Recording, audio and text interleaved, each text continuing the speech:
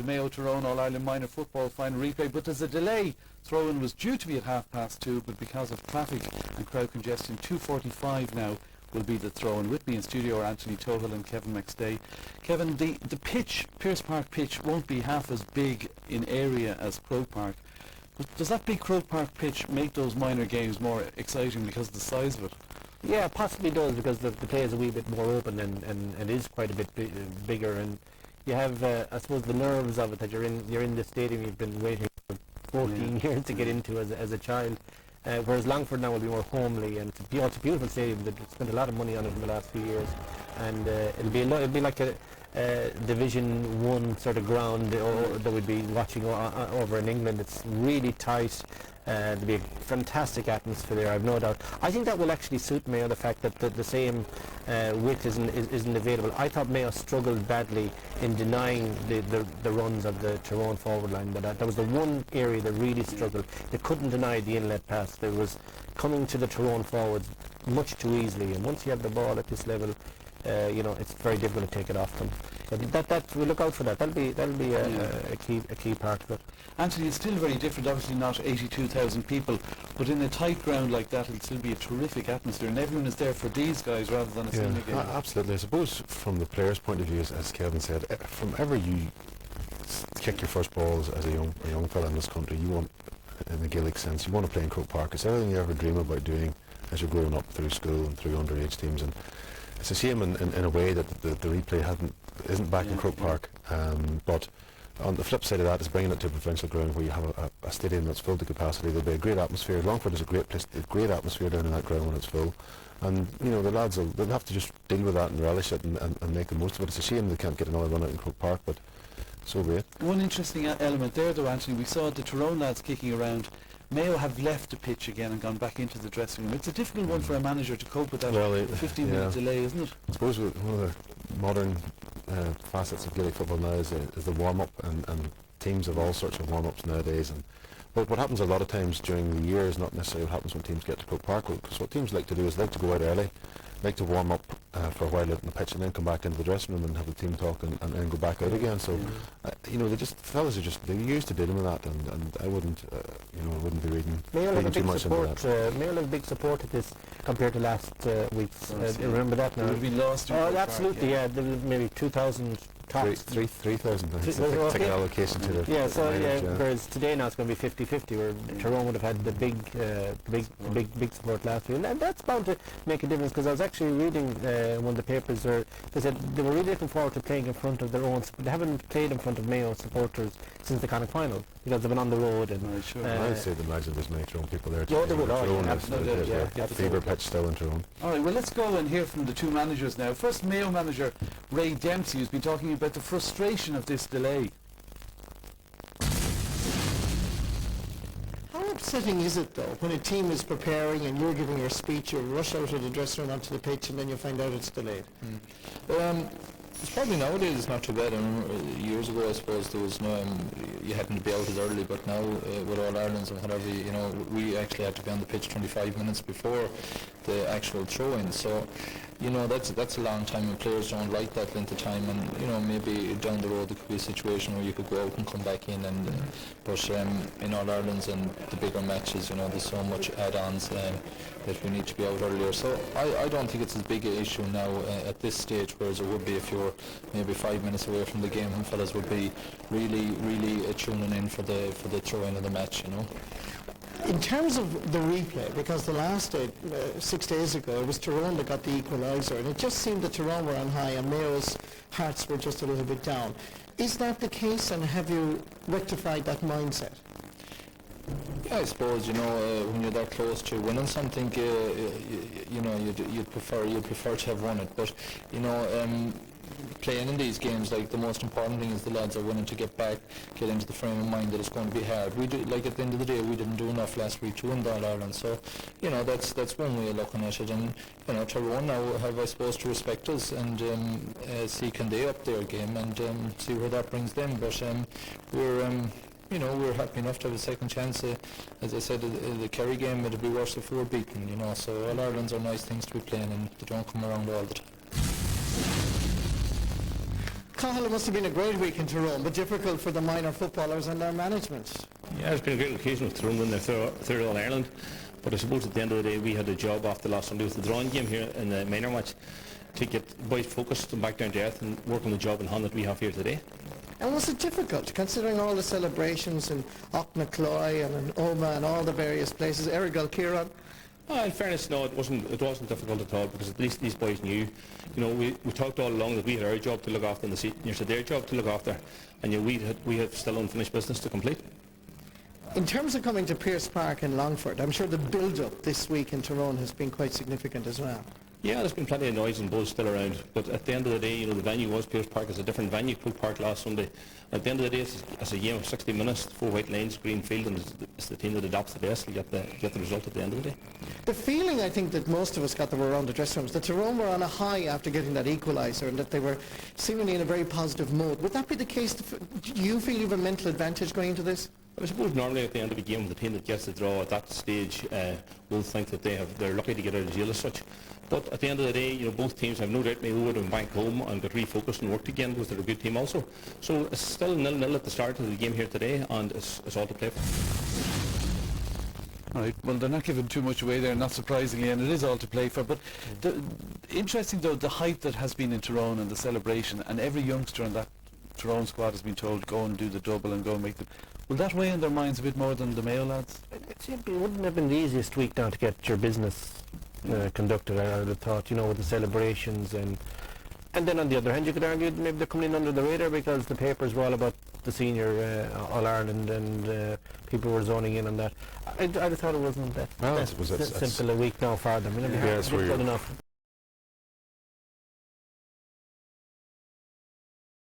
Shahe Parkin Pearse and so aga Shahoid Dush Fudin Vio Gazetted Hoid a Shachtu Bua and so aga Shachtua Emerco Butica Ruscamon at Legach Ruscamon and a Hoid at Wienercoin at Kiri and a Hemmert Agus Ercoimert and Ercoscore and Lodger Nakan Ain Aharuid Widden Knob Druman Lodger at Fadaco Kevin Kane and Lontaka Owen Riley Mac the Cham Mohalor Potke Edna Hatslat Aiden O'Sheagus Aiden Welch Dofi Shachbedisa Shiniat Fudin Vio agus fudin híróin agus iad súd thuid a seachtú craibh ile éan chom agus séachluthe imar a godísacha buadar an nún cabán muoinechan ruscamáin cúntenamí agus richtnéidir ar cóscór an láidearnach agus rá ahrú a bhaidir na cosúd ní bheith Ryan Tickering I gimmert sé Ronan Tierney ha gimmert istig sa chúine in áid agus ahrú eile fós Martin Rogers ní hosnó sé siúd a lár na páitce sé Rory Keenan a hosnóigi in áid agus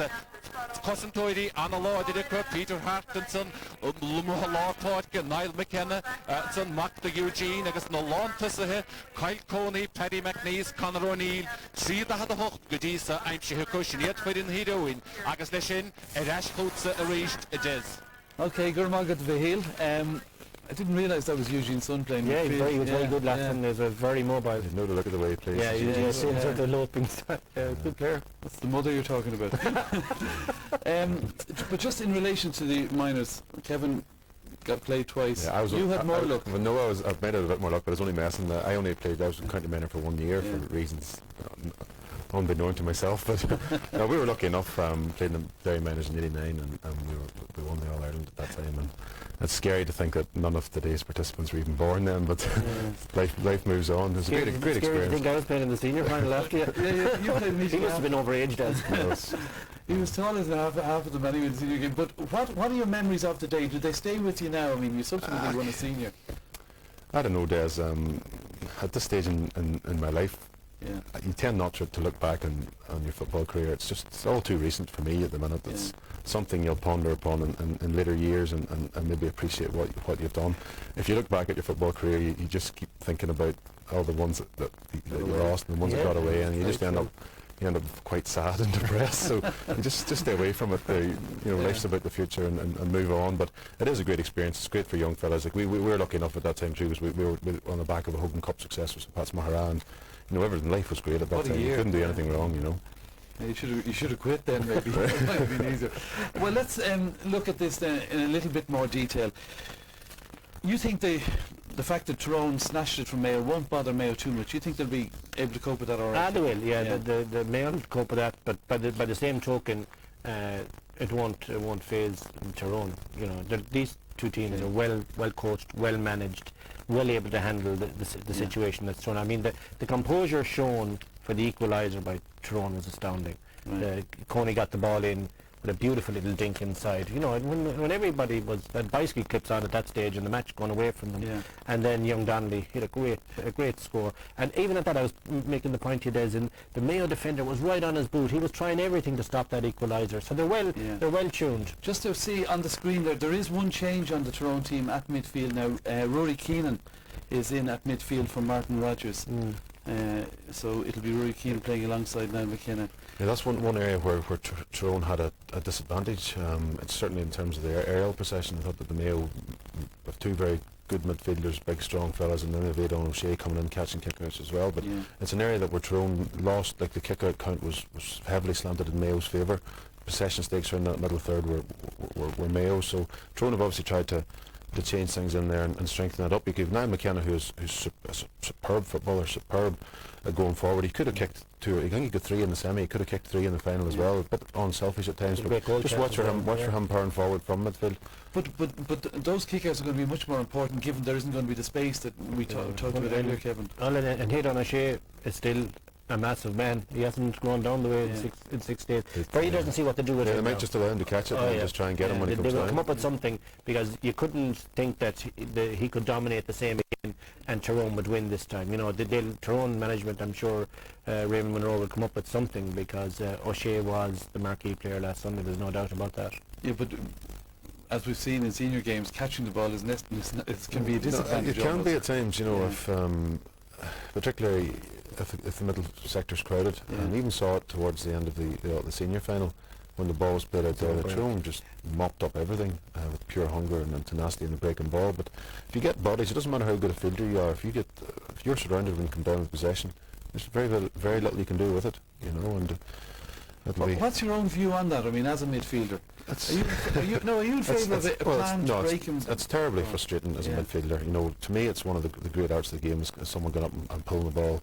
clean out of the clouds. It's one thing that any spectator will appreciate that skill. There are times whenever players are able to do that, they don't get rewarded for it, and it's something that, you know, I don't think it was kind of more of an epidemic a couple of years back. It wasn't as bad this year. At least there was some clean possession one. I think, you know, the big man was back in vogue there for the past couple of years on the back of Kieran Donnelly going to full forward. I wouldn't advocate that we need to bring in a mark or anything like that, but, you know, possibly restricting the numbers that are allowed in the central area on kickouts is something that would allow a little bit more fielding. Okay. Well, let's go back to Pearse Park, because Marty Morrissey has caught up with two of the winning Mayo senior team.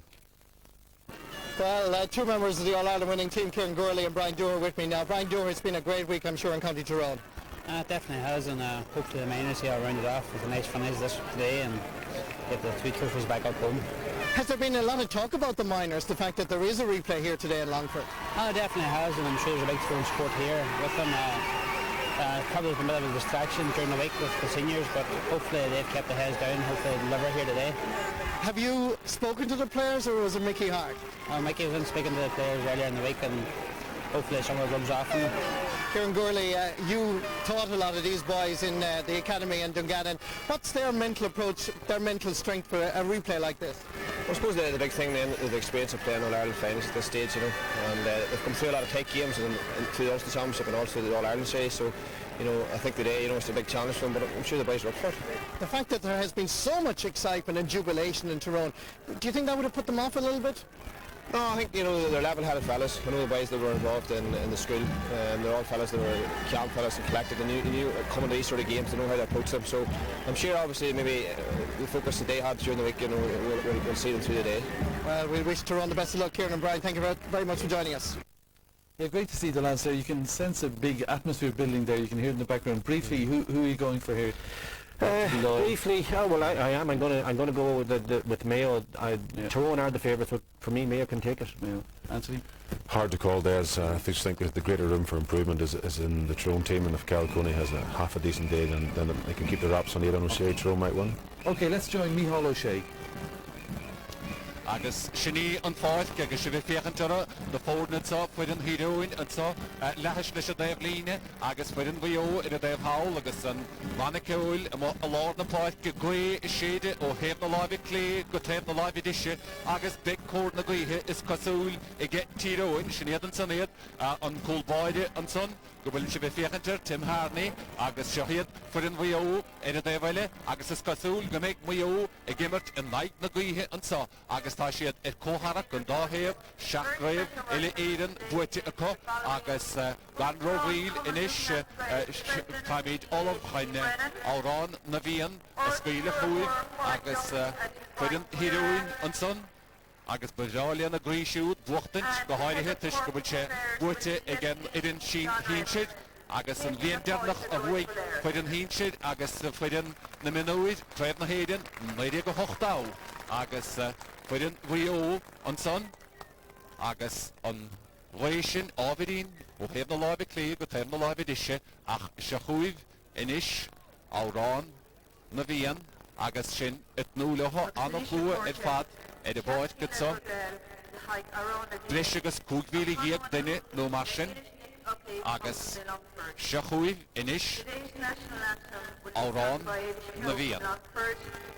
Eilish is a former All-Ireland sport champion in solo singing.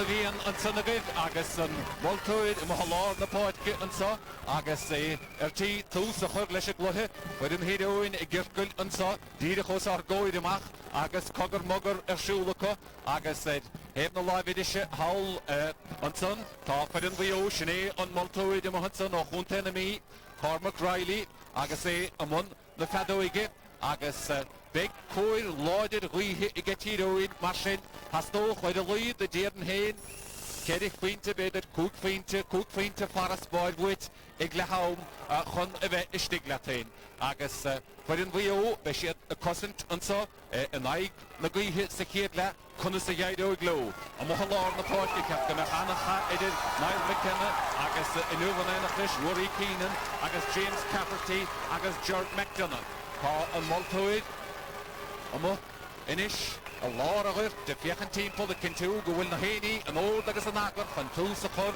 leis an immert an sa do choran Tam Markham agus an dáhéamh mar a bhís ará ar cóscór go dtí sa gáibhíil is a ceithid a bhuaig Tyrone go dearnach méidir cochtá cúig a bhuaig Mayo choran Tam Markham agus se chuig Cormac Riley an chaid an áard agus tús go leis na immert buinte go Rory Keenan leanna ghoran go dtí Niall McKenna Niall isteach go dtí Diarmuid McNulty agus bhla na caide aig agus chalís déanta an san ag Kevin Kane ar Paddy McNeese mar sin séir kick ansa do híróin agus Conor O'Neill héad a cehardí go dtí saige agus an chaite go hiisteach an san díadach lasmo don líne feheméidir ní dholm go me géan stróir le cór na gaithe Conor O'Neill an chéad bratbán a gáardach an sa ed fáit an Pearse a gúnta Longford. Se chún Conor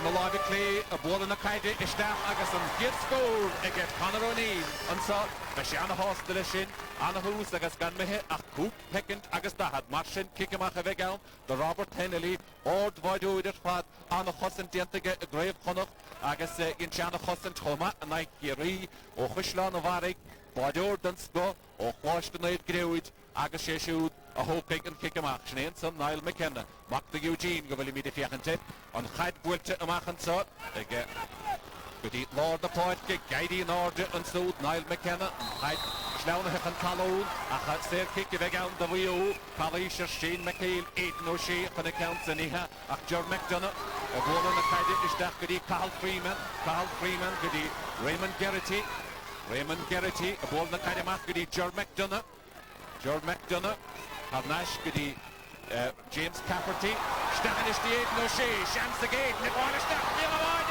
Chafoine with the Savalta in a lean and some on Mayo Aidan O'Shea nach chuige Council Harris and Lean Tyrone Gelvin Walterman a ball in the Kaide Stachan Lashley and so agus Chafoine Niall McKenna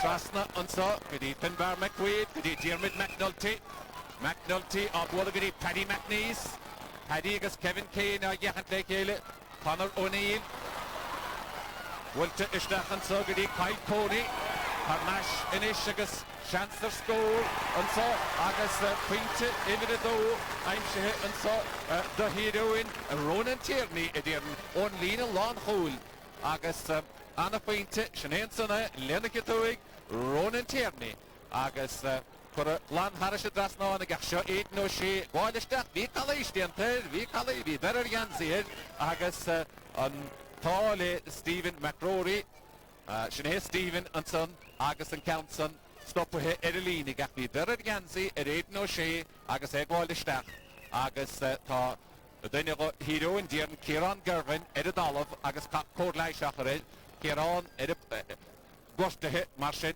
sanna Ciarán Gervin agus códleiseach ar mar sin Olaf chun tús a chur leis an imirt ina chuid nuair a bheith sé siúd i gceart do choran í ógáin buitige le na Pádraig Páiste Pádraig níos túiscim líana ach cicamach a bheith ann Robert Hennelly bhfuilte go amach go dtí Lord na Páidge pachta a mohansal go Shane Nelly ar aigenis go dtí Cathal Freeman á luas a bhersa se chuine nach de Rohar Harnash go dtí Shane Nelly lenach tóig leadlacáltha agus sáirithe istigh agus séir cic a bheith ann de híróin nó ní cic cúlvéadar is dahad bhí sé lasmod an líne an lapan ádig an maiir cic cúlvéadar agus dahad do Mayo de Sheligan sin sinné an son an Shane Nelly a bhóla na caide agus se bhí si leadlacálta agus an Longford ní raibh sé siúd a mór be Ciarán Teague agus bhfuil si ach tá cic cúlvéadar agus dahad tucathe ar échama agus Aidan Welch dó a fihi seach go dísa códleis a ríisteach ar Ciarán Gervin ach Aidan dó a fihi seach go dísa anna scór seach cín do chluí agus seachuin Aidan bhfuidir sé countsa Harris a drasnáin a naid na gaoithe ápointe go dísa i gcetíróin seachuine sleanathe ní ábhrach Gaidí an áde Aidan O'Shea a ríist Tithe an talún agus an chaidpointe go agus seachún Ronan Tierney séir cic nóthaí go siúd do híróin mar sin be sé anna hásta lei sin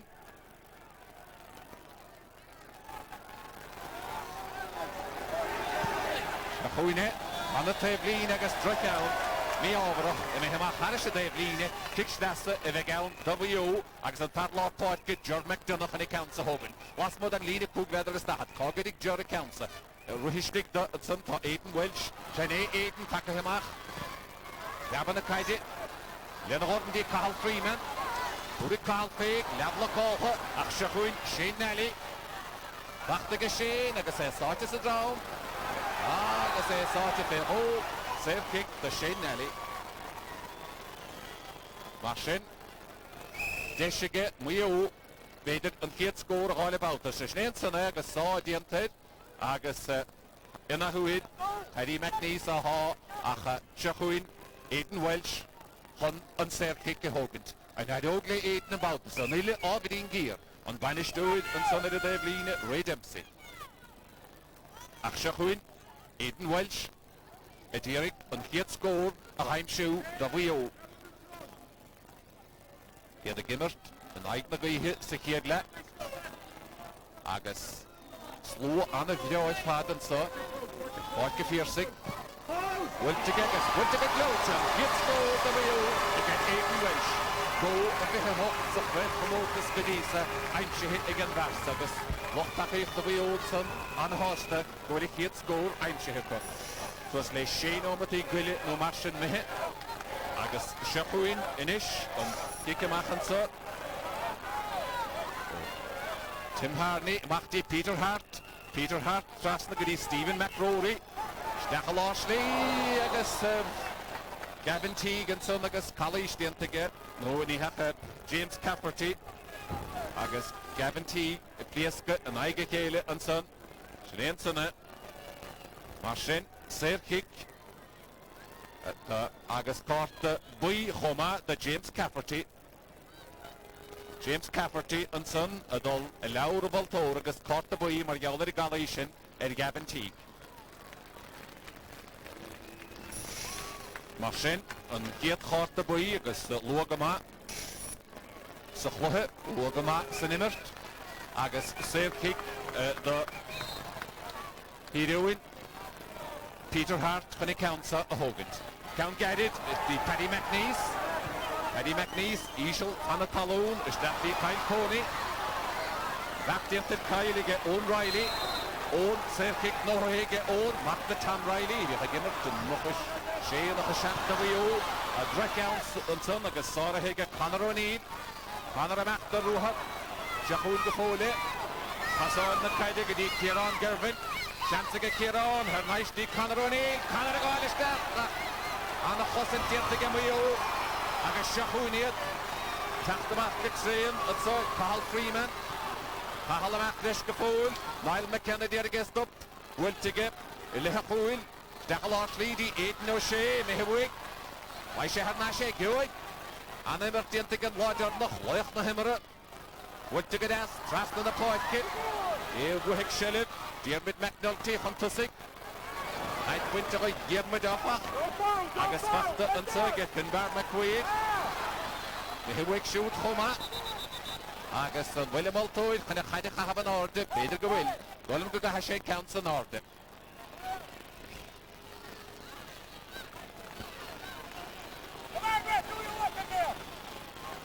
Aidan O'Shea and son and Waishen counts a go Agus Callish the enter Glenna Hushin and son and all live team played and son again Finbar again and Baltus and Rory Keenan ach Shachuin and after Stachan so Alex Cardo Count Mura that time the live edition Kuramu Egan again Alex Cardo O Villanoha Agus Egan the Bean Counson Ed Dave Mikat does the Quilly Har more loaded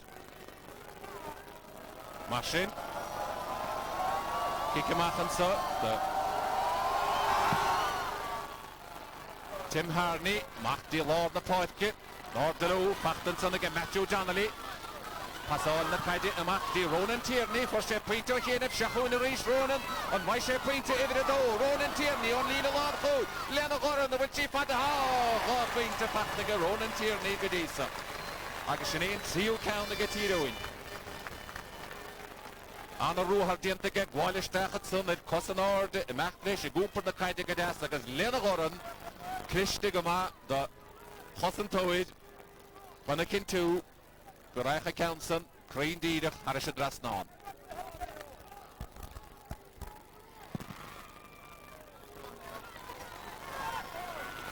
Aidan O'Shea agus McKenna Gaidi Gahard and Hatchlown had Sadi Shane McHale pass on the kind of Gadasson so with James Cafferty after Stachel Ruhar James chance to get James Quinta Whoa, me over Hudson, me over Heavy Aidan Welsh. So had Jessica Cathal Freeman. I said put it on the leg as Callish didn't that Rio. Sir kick the Rio. Callish didn't Alex Carduff and it and lay. Agus Sir kick no he get the Rio. Marsin, Shahe and son, Alex Cordo, agus Kalish Dianted and son, again Stephen McRory. Marsin, Aidan Welch, on Vaisha, on Parna Pinte and so. On Lidosha and Horna, Dian Helnavoin, Shaneen Kist.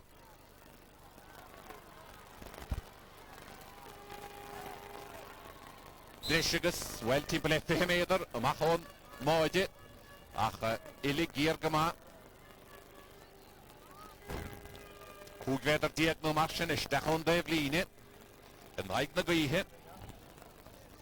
Afgeslagen varig. Welte ach de dev me kar. Das na kweli en kansen kurmu ige. O chloste net gedoet. Agus roche on gedise kurmu ige Mayo.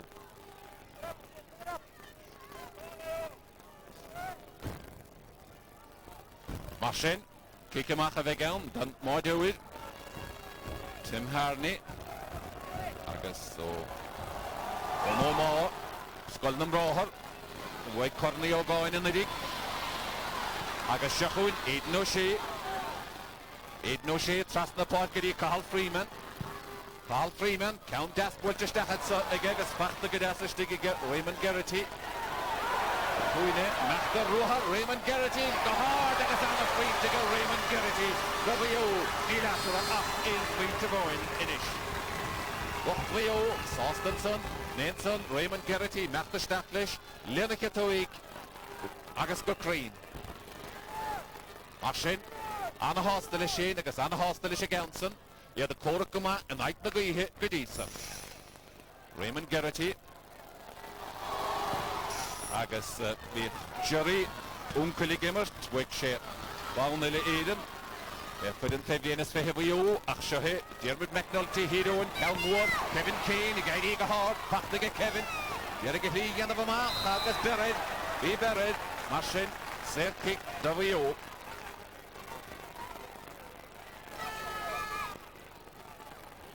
Was modern Lina, Kugwedra Gestahat, York Shelley. Wachtige Aidan O'Shea. Aidan er dalaf, macht die Carl Freeman, Shahe Carl, aan de goal of wachtige Corrida Wille, agus Shachoon Peter Hart the heroine. Peter a trap in the kaide, agus a goal gedi Stephen McRory. McRory gedi Ronan Tierney. Tierney trasna and so gedi Paddy McNeese. Paddy McNeese. Ishel Fanatallone agus Shanson so, again Shane McHale. Arnash gedi John Broderick. Beru agus Shachoon Tyrone agus Dishika. Trasna and so gedi Kieran Garvin aan of Lockall of Fad Dinton so agus Shane Nelly. Aan a Cussant agus Shane. Agus Shaheri Shane Pose a Cussant. A Cussant agus a Cussant. Agus an Hagquita Harnash and so agus Shane McHale. Agus Sir Kick W. Aan a Cussant at Fad Dinton again my own son. Agus an of Lockall Dinton agus Shane Nelly. Shachoon Desheligin at son. Maclesh agus Shane Nelly again an Cussant. When we Deshige Tyrone and Kieran Garvin. Already known say Shanensona. Ach an Hagquil to Machanish gedi Lord na Poitke. Agus Rory Keenan. The Peter Hart. Peter Amachter Ruhat. Shachoon Peter, Maclesh Gafool, Edadalov, Hashan Hatchin, Mashin, Sir Kick W. Agus Neilhan Owen and son, Ronan McNabb, Skililisha Guide, Sir Kick W. A point to Handedic, Hasha the Koruk, and like the guy hit, and I get it, Karu with it like Emmermehe. Shane Nally, the 8 no Shea. Then the shoot here of Raymond Garrity, right shoot, Shahe Raymond, for she pointed at again, to she Pearse, to will she father go in Neil, Sarah Hishtig and Balthasar, get Tim Harney, Wanta Mach, Agus Shachoon Inish, Niall McKenna, Machter Rohar Niall, Anna Rohar, Shachoon it, Niall McKenna go forward, Keyo Gisha, Shane Nally reached, Trasna Inish, Goody David Dolan, Goody Carl Freeman. Shahe Cahill. Well, to get asked to get Cahill. Raymond Garrity. Yanabdama. Buried Raymond Garrity. The Kalish did to Raymond. The better Yanzir. Martin Heen, Alex Carduff, attack the Gaudi, the Shahet Kahalarish, Turishepe. Lagerach, Dan of Lockall, the Antigatino, Tyrone, again, a cousin about as a Paddy McNeese, and want to sack. You're a master cousin Toady. Paddy McNeese, a match, Shelividi. Trust on the point kit. Agus Shahet, Ronan Tierney. After on the back. Niha. Anna Yeshinishatsa, Anna Yeshika Conroni, Lemialamoni, can he get a car? Oh, come on, and so I got Robert Kennedy. Robert Kennedy, agus Orpavol, a Quado Conroni, Akshakun Conorish, Wilta Trasna, and so good Kyle Coney, agus Kyle Harashadrasna, Queen Test, the Kyle Coney, and son, agus Shahet, Rimisha, Conor, score and son, again Kyle Coney, agus Martin and in the Laura Voltora and so Kyle Coney against John Broderick and so and Multoid allowed John Broderick against Kyle Coney against Wilshire and Corta Boy a Hurstoid Vader Goil and Multoid RT Corta and then a Hursta John Broderick against Kyle Coney against John Broderick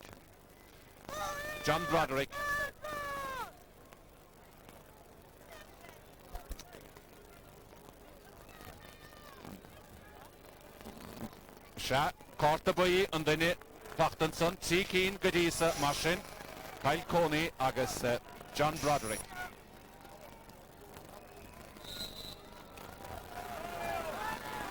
Martin, kick him off a vegan. Robert Hennelly, Mac D. Lord the Poetke, Shohei James Cafferty, and I agree Cahill Freeman, Cahill McLeish, Royal Shoe Dollar Ruhat, Pahar. Tabana Kaide, Harnashti, Shane Nelly, Lenikitoy, and the point against Shane Nelly. When Maha, Fan Heroin, John Ronan Tierney, Ableton Queen T. I'm Shoe, Shane Nelly, Homalish, Ovio, Martin, Pasha that co-score. No, well, Pasha the great point behind the heroine that no point to Kyle Coney for thinking no any bit. Nanson, Shane Nelly, I guess then a question, Captain, Wio, Anna Watson, Eric, James Cafferty, James Edidalov, create no she, a serve kick, the RVO, I guess a high to the thinking again, Multoid, Anna Boer thinking again, Multoid. Martin, Anna Yeshinisha get 8 in Welsh and on Council at the Council of Harashad Rasnan.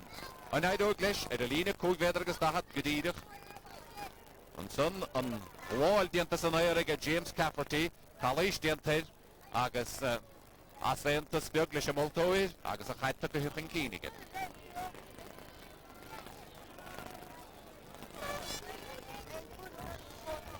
Aiden Welsh, Gaulish, a Washley, Kulvedras Dahat, Wiltigamahaga, a Steel, and a Queen Ticket, Aiden Welsh. Agus, Lord Count Gadislish and him on the cow.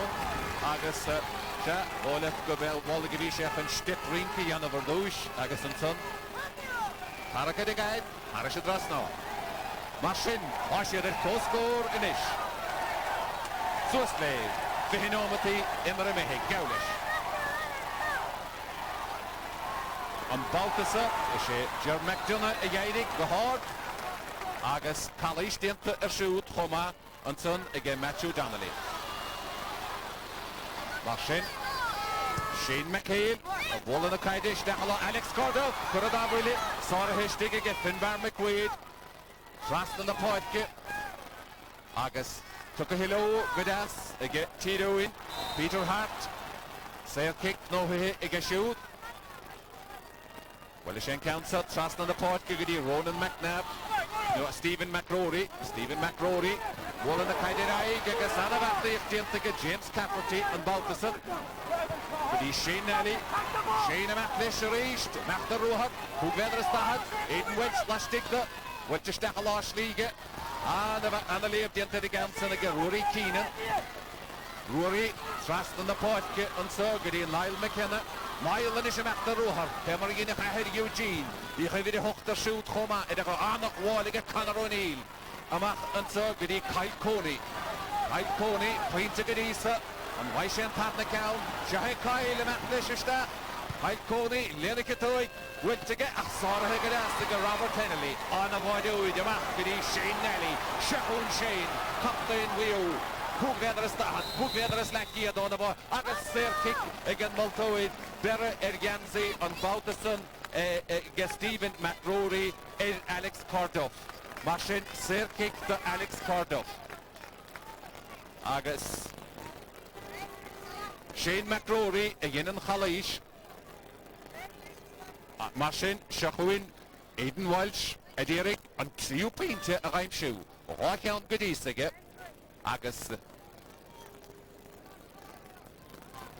Hogger again minus Stuid and so Le Matthew Donnelly, Raymond Monroe, Rodegan Roitige, Le Matthew, Akshachuin, Aidan Welsh. Roilish Council, Horparish Drasnon, Mark Yellow Mayo, and Mehapan Keen, done Gearwers the Horror. Agus the Gimmert, the night Nagui hit. Aidan Welsh, a ball in a kaide, a Welsh out name, diagonally, Seeking, Machine, Kuramu, again, Mayo, Gadisa.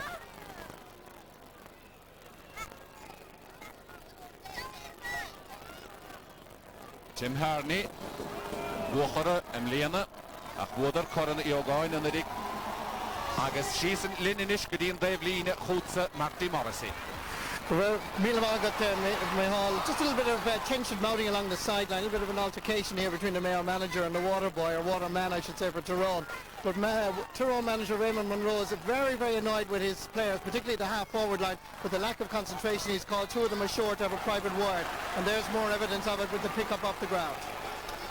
Gormahagat Marty, Agus Dinnickerson, Matthew Donnelly, Agus Cogger Curran the Huish, Mahadut Marty, and son again minus two, Shahun Mayo, Agus James Cafferty. James Cafferty pass all the Kaidiguri, Raymond Gerrity, Raymond de Matlish, and Durashe Fake, Kadiana She, Hashe Macafol, Aiden O'Shea, lot of the Kaide, Bachtige Aiden, Mach Inish, Goody, George McDonough, Lena Goran, Estakudi, Aiden Welsh, Aiden Welsh, Agus Berry, Heid Bachta Hadnashige. Aidan Welsh Foes, Aidan O'Shea, Lorgaget, Pachtige Aidan, Kurashe Fake, and Trevor the Kaide, Anna Yeshige, Lyric on Mayovra, and Qualibor, a shot to the Shana Hansige Mayo, Agus Accountant, Karaharish Drasnoniga, Aidan Welsh. No, wait, Neil, Kuramu, Dada Moyer, Han Multoid Dollarstack, Big Pucklelige, Shardish Disheligan, Wilta, Agus Will. Well, Neil Shishnik, Tashi, Edith, me Cathas the Quilly, being Catholic and Moyer, by Kirikeen Marshall, Kirikeen Kuramu, Inish, again Mayo. Well, Anna Hongrafta, a Gortu follow, and so, Homa, Edwin Egan, Agus, then on the Cossentoidi, and so, O'Heroin, Forgan the Portke, Agus attack the stack in the Oit, and so, Sean Warnock, a stick. Agus Gavin Teague, Gortu follow, Shinnabilown. Sean Hanishesh Dachel, Bisha Gimmer to Lord Port give out the Hanishesh Dachel Lord Derna Homa, Gewahik, and Hatcha, Diarmid McNulty, and Stripper Hickandala, again McNulty, Sir Kick, W, Aidan O'Shea, Anna Calnatson could get well to get with the O'Reilly, chance to get Owen, Lenica to the hand of Queen to get O'Reilly, Matt the Tam, Agus, and Calnatson could have Hanish at Drasnon again. Agus Inish, Mayo, Hunkeen, Agus remade in a loch takeíochta. Jahe, Macnish Ishtach, Cor Dassenson, the Ronan McNabb, Agus Greendeed, Harish Drasnon. Mashin, in Queen Tavoin, a Hoscaroon the Vorne, a Lord na Huidi. Cahal Freeman, Jahe Cahal, Berer Yanzi, Cahal and Son, again. Rory Keenan, Agus, Bekirte Gamara, Ronan McNabb, on Sir Kick Quilte. Stackley, a Cossent and so, Sean Warnock, Edai, Goody, Ronan, Tierney, Niall McKenna, Drasnan so, Goody, Ronan McNabb, Deshinishiga Ronan, Wallen the Kaida Gadasa Stachan so, Goody, Kyle Coney, Cordas O'Kyle. Amach and so goody Ronan McNabb, Harnash goody Matthew Donnelly. Dish and so get Kyle Coney, Agus and Panda Point to get Kyle Coney, get Tasha at post goal. Tyrone, Sostelish and Washington, or Winnigadine, on Hyde Bolt, Erdedig, Kyle Coney, Agus Shania Point to Ivrido, get Kyle. Agus Ivri Kuig, the heroine. Agus Shahan Farga will congregate Lishna Sydney Swans, Agus Viachashin, the score of Leona. I'm Shihiget. Al McInerney and son. Back to Gadasson, so get Owen Riley. A true team play, Caddy Hannah Shenish. The Shihiget Sealet. Ashimi Hibuig went to go get Diarmid McNulty. Strasnagadi, Ronan McNabb. Ronan McNabb, a pass all na Kaidi, Peter Hart, Johnny Shuddle and Rohin, Shahun Kaunakuk, Lenakatoig, and we all tack them off. Oh, fucking the Yogi get Mahawaile, good parallel last year. I did it all along, Lutherator, Bishi get Parvio, Akahigamaltoid, and order Atri. Hanalela Haum, Agus Gan Morgoni Atran, Hyde Catan Order, Agus Factor and so get Paddy McNeese, a Mark Goody Kieran Gervin, Goody Kyle Coney, and Vice Point David at sea. Point to David Tree, get Kyle Coney. Shad Bed and Naposhin scored a lot of Achtat Sea Point to Pacton so in every game. Agus a screen in its Grissigin Chess of Lohila Canish, and Hatchet Kurahige, Agus a Yesh Toka Godas and Son again. Marsin, Tyrone, Imihe Harnash Keen, Augustin, Hongrachanso, the Lehaum.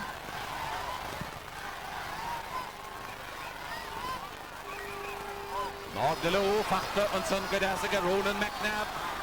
We need Ronan Tierney, Harnash Gadi McNabb, Shahi McNabb, Chancer score again McNabb, will take a hard against Painted Ass again.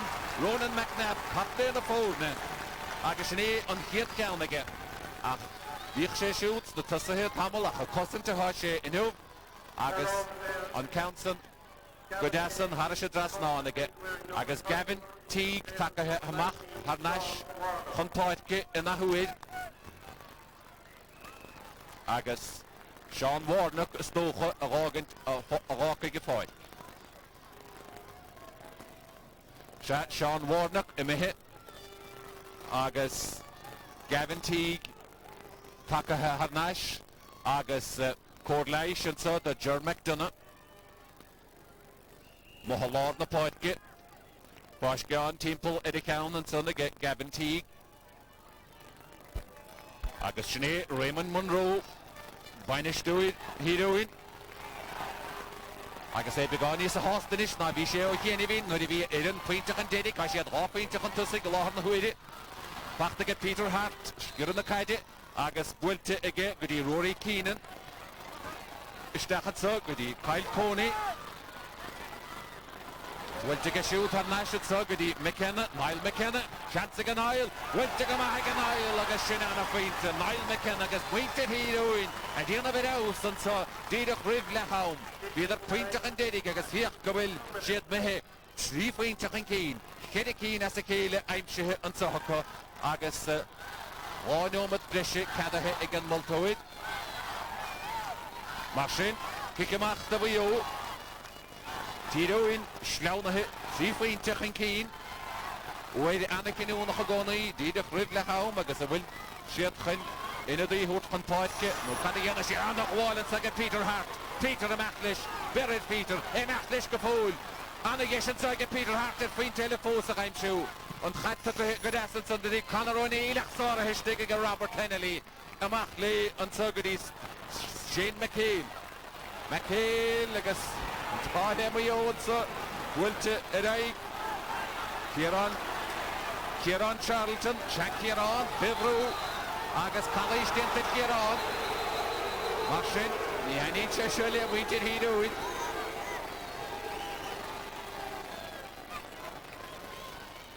Daniel O'Hara, chun teachtasteach an so, Daniel O'Hara in áit Tyrone Charlton. Tyrone a págad a páidge agus Daniel O'Hara a teach an páidge in áit.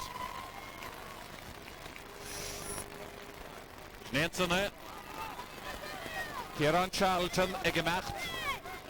Sné Tyrone. Agus an taharú dianta ag Mayo. Agus sin an nám brisise an sosa chéaglaid. Nómat a bháin eile páca. Anna Lín an son san áir agus cé joics gur an a caide. Bhí seansaige Aidan Welch achtar an dalab ag a farthídóid agus sér kick a bheith gán de Aidan Welch.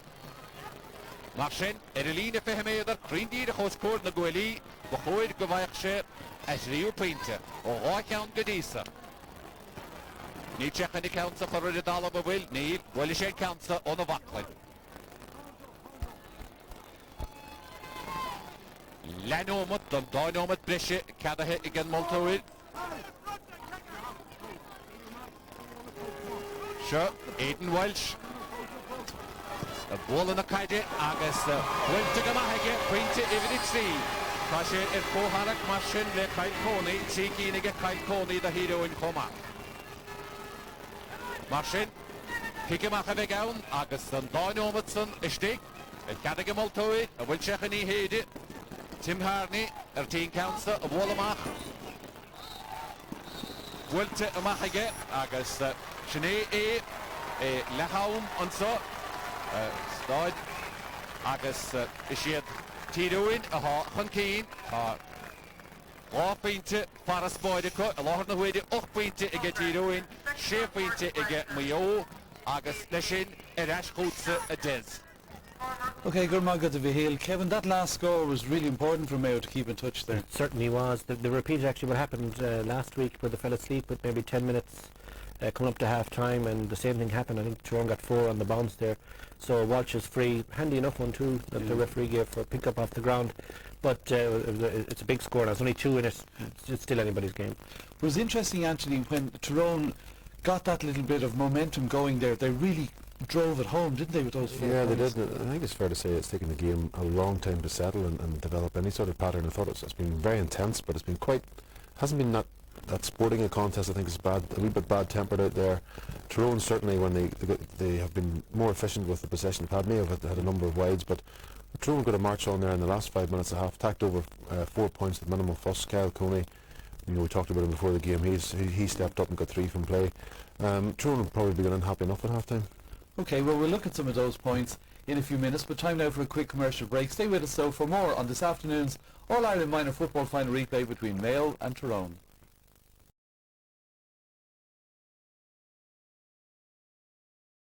Moltóide mo heidir báid agus na fórne mo heidir báid gan éon ahrú éon taobh agus sin olaf chun aige húrt an tarna lechansa áfinte as garúnta chéile a láthar na huide tíróin ag immert an haid na gaithe inis a dtírig paraspár ach meád a dtírig bharaspár ach meád an sa tarna le agus Mayo le cód na gaithe cadíana siad catán andúin is beag ó áfinte an brábna a atar an chaid an áde agus túscurú leis a tarna le agus seansansa ag Peter Hart a mat leis Aidan O'Shea ar a gestop Peter Lennicatóig bhfuilte go deasan san aige go dtí Matthew Donnelly isteachan is go dtí Kieran Gervin seansa go Kieran agus a chéad scór de híróin sa tarna le an haid na gaithe sin 3 pointe para spáid inis ag tíróin agus iad éile las mod a ceann a bháin aimsithe ónimmarta go Snéanson Niall McKenna bhla na caide go dtí Kieran Gervin for sé farda agus bhfuil Harris a dras náin mar sin 3 pointe atar agus bhfuil raibh sé a sár imis sin ceistile Robert Hennelly mach go dtí lár na páidge Bachta go Aidan O'Shea, Matlish agus leistig de James Cafferty, Shahé James, disin is again Mayo, and why she had so pointe, Wiltig agus Wiltig man, sin Toastmat again Zahir Dahid. Ruhar das Dinta and Son again Van Law Poitke, James Cafferty agus Ganain Daru the Necher, chase the Aidan O'Shea on pass a hor in the hill. Machin, Dishel and Sugin. Áfainte atra ina huid agus Pafar Córlais a chur Peter Hart. Tá Peter amo Edidalov an so agus gortathe Eidich na hasaf mar sin snéan sanna Córlais a churid. Anna Felidóid agus Anna Felidóid a Jechentlis Éden ó sé chomá. Mar sin Kikimach a bheith an so Tim Harney an haik na gaithe Páistúró sé siú de chaid bhfuil te dro taobh líne an so ige dis an so ige Raymond Geraghty agus mihimach charise taobh líne pic slasa do híróin nana an so ige Diarmid McNulty a chaib tagamáil dianta leis a gaid Edidalov ige idir moltóid mar sin sér kick do bhío. Lastig den líne cúg bhéadar agus dahad George McDonough a bhil na caide Éden ó sé agus Peter Hart fachtaige Diarmid McNulty trasna na páidce Céhú heigéisio Kyle Coney agus an rafdiantaid Kevin Keane a bhil na caide trasnach seo heic an Gervin agus do híróin an gléitíróin an cansa Kyle Coney líne cúg bhéadar agus dahad ceann mór ár de Joe na Carnoige ár de ló seansagan máidúid Robert Hennelly bhfuilte mat go deasige a hanna chóra cutsan Matthew Donnelly bhéadar ceansan a gáil bhfuil sé chur amach an moltóid mí hásta a sechan na chaide chahab an ár de ceapim Rory Keenan Edidalov chomá Tra náda leis a gaid idir moltóid nó han moir chur cogur nach luis Scum a son ha sechan í chahab an árde ar chunta na mí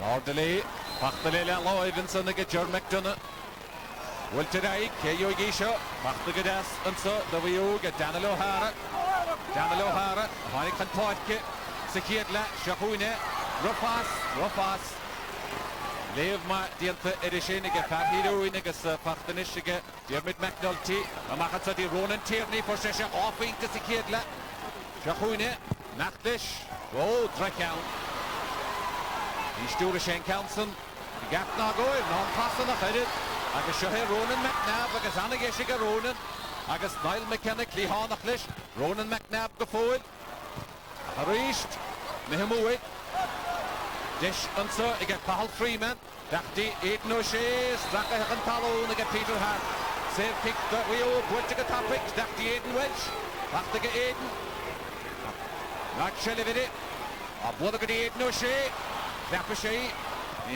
Alex Corduff bhuilte go siúd ach taobh na láimid ise I mihimú mar sin an cúgiú ceann idir líad chur amú an so ige Mayo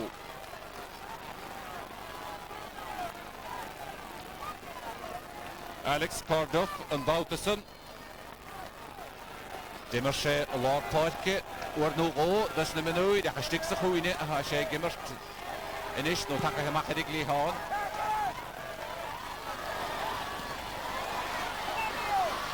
Aitite an talún go James Cafferty á pasáil Daniel O'Hara a córach fós Ronan McNabb fachta go siúd agus bhfuilte go deas an so ag gagadíon Gavin Teague Gavin an carga bhfuil fáis gáin timppla ar I ceann go dtí Paddy McNeese Lorg na caide ar siúd a dhéobh sa Tyrone Tierney ach ní necha sé bhfuilte raigige achta go glóta go John Broderick Mach léthe go dtí Shane Nelly ceann fada fanna taobh lín an bhaig Éden ó sé an ó Peter Hart fachta go deas go Peter Hart ach sneanna heamach charise taobh líne Éden ó sé thóg an kick taobh líne há deabhaid Céhú heige rása rasna na páidce Éden Welsh chunta sig agus sáte sa drám sir kick do bhío gnáthir heige Éden Welsh a bé héna hópaig ní hé Raymond Geraghty mar sin de sé le gin so Éden Welsh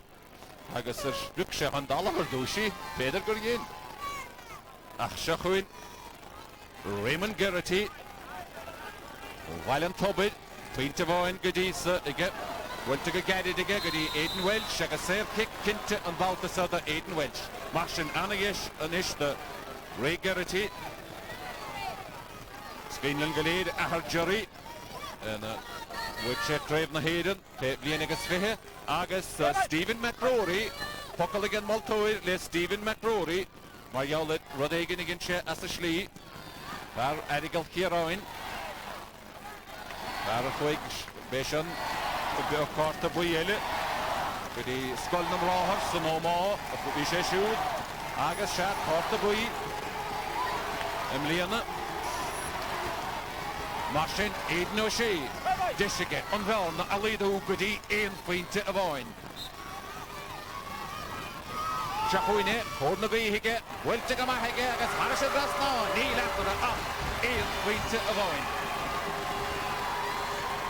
An chéad scór an son ige macaí hé.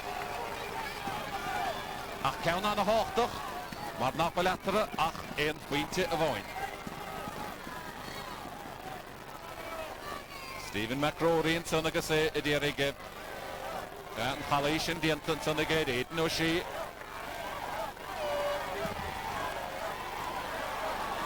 Gawnsa, dyrt o hiro yn y ty, zŵr y cw. Adnais y ty gyda Niall McKenna. Niall gyda Peter Hart, Peter am achta rwhar. Anna Gyaran, Anna chyd cysgym yna. Ysdach y ty di Kieran Gervin, gyda Matthew Donnelly. O, wynig gyda Sanna Chwymert. Agus disyn sy'n gyda Conor O'Neill.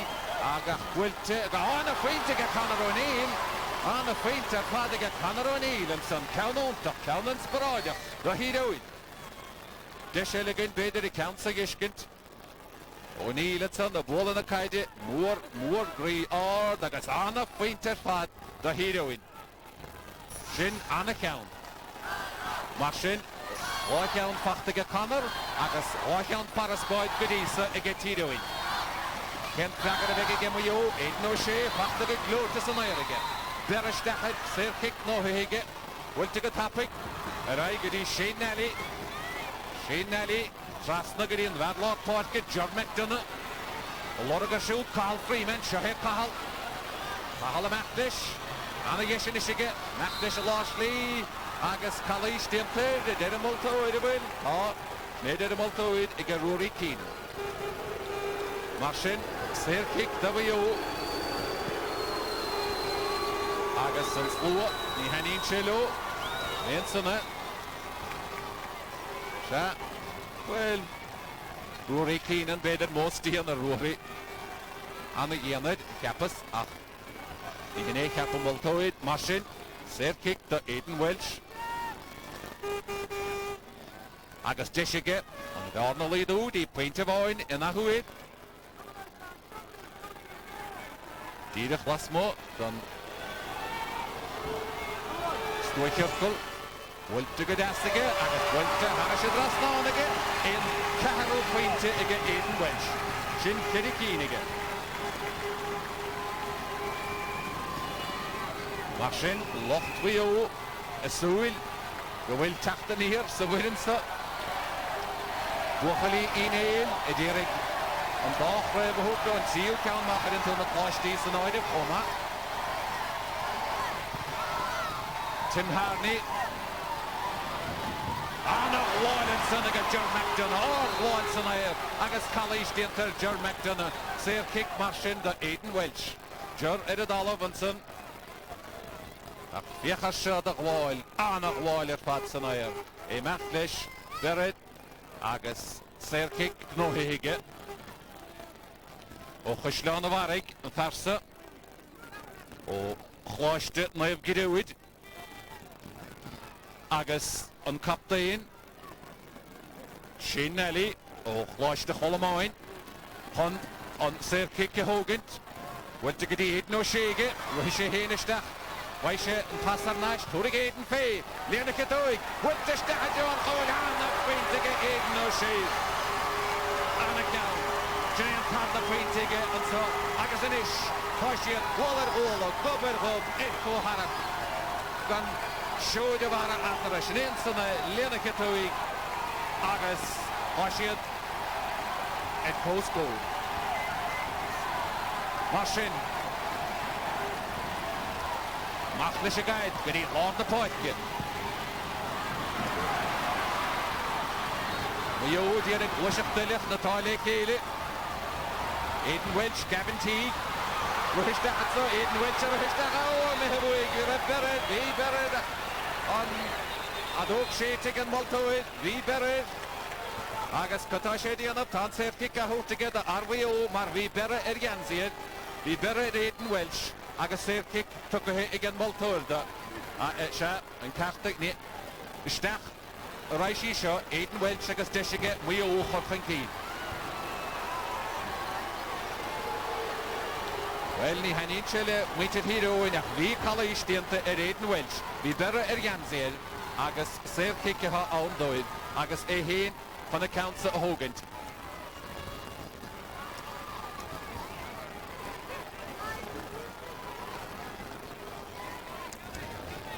Marchen. Muilvig in immertutse, van de ha Corlaish achor, Ronan McNabb, kaptein heroin. On Riemboer. Shahe en paar einige stechen uit Kevin Massey, wie gortech, wie ze schustig rimisch, wordt die geheen, achtischense in is, Aidan Welch. Mayo, achor, wintig en keen. Die volum gynnu yn y sien darw. Wyltige, agus Greendeed a Paris a das non, yn pwygio pwynte Aidan Welch. Marsin. Desilligin, isio y gysgynt. And so, Aidan Welch agus Bered, vi Bered, and son, Stephen McRory. Marsin. And ser kick, gno hege. Agus Mayo mehe pwynte yn keen. Nach Waller faddige Kyle Coney an een Leemsen hier. Ach pachte gedas en zeggen Owen Riley dat we jou. Owen February, Bertimpelen. Gedas en zeggen die Stephen McHale. Wilt er eigen geschoot. Daniel O'Hara, Ruhemach. Pachte en isige Aidan Welch. Gwee in de scholte, James Cafferty gwalestach. Har naast het zeggen die O'Hara. Daniel O'Hara, Lenneke Tuig. Zorge gedas de stegige Tim Harney. Wilte machige, agus Peter Hart, de lorg na kaidit, pachtige Peter, bakkar go hige, ag Bered Peter, ser kick no hige, da hidoin, agus Ronan McNabb, 13 counts a Hogant. Hogant is in counts, Matthew Donnelly, lorgid, pachtige Matthew Donnelly, oh, Kalish Gandara, dientige Raymond Gerrity, agus Raig Anim Raymond, Laura Voltora, Mariola Shoot, Berre Edvinal, wel berre an or de geed de goal dat die de verse. Hier een or gooi down. Ach. Is nog gedood voor korte boy dat Margel Esin. Raymond Gerrity. All Chicago, aha Uncle Chu, Jerry. A boy crave na heden, le fudden Pevlinigas vehe wio. Korte boy, cha. Niet in alle wedstrijden, in de goal wedstrijden hier, ach, niet kan de hele heden gaan op. En die McNeese lorg de kijk, niet bij de kijk, ach is je en zo, W, Aidan O'Shea, Carl Freeman, Abola stachen zogen die Daniel O'Hara, Daniel O'Hara en son, ik Finbar McQuaid, ach, kan de enige multoid? Wel, Daniel O'Hara, en zo, agus onder die tachterstach W, en zo. Dean Gavin, agus Corta Bui is toch de Rory Keenan, Raymond Gerrity attacked Dunboyd, captain. Dean Gavin, Marsin. Dean Gavin is stig, agus Raymond Gerrity amo. Agus ser kick, da heroin.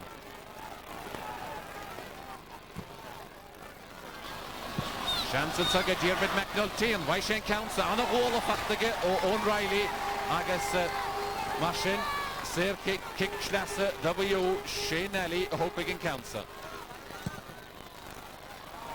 Down more hard Alex Cardo Mihewig agus Shahe Ronan Tierney last on the point Giggity Kieran Gervin Macnish Vanatevlina ser kick no hege Kieran Gervin Berit Marsin Le Tyrone an Cancer agus Beshedar in Ihil a Dierig Quintel Reimshu agus Tachan Park Martin Rogers is dig the Heroine agus Rory Keenan imihe Sinead an son Martin Rogers is dig agus Rory Keenan imihe Martin Le Tyrone an Cancer agus Ronan McNabb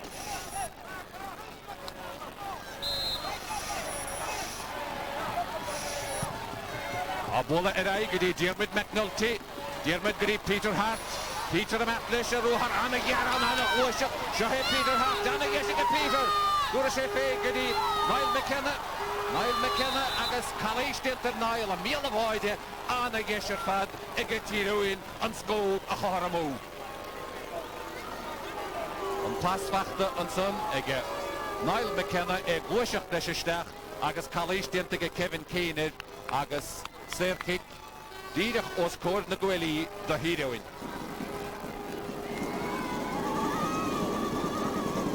Paddy McNeese.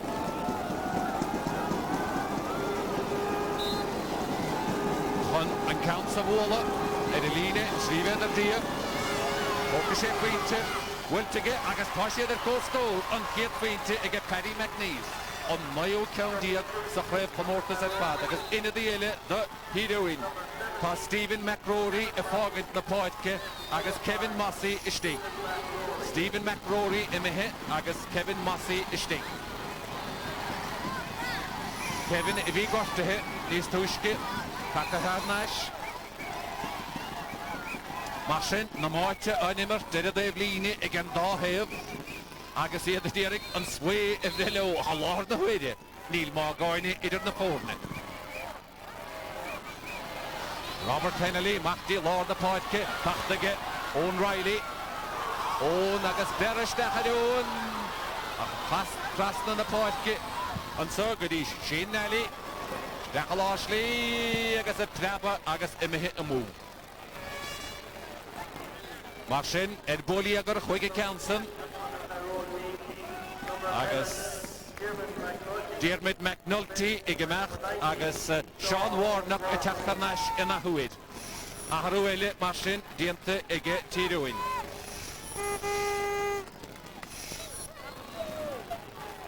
Kikamach a begawn the Heroine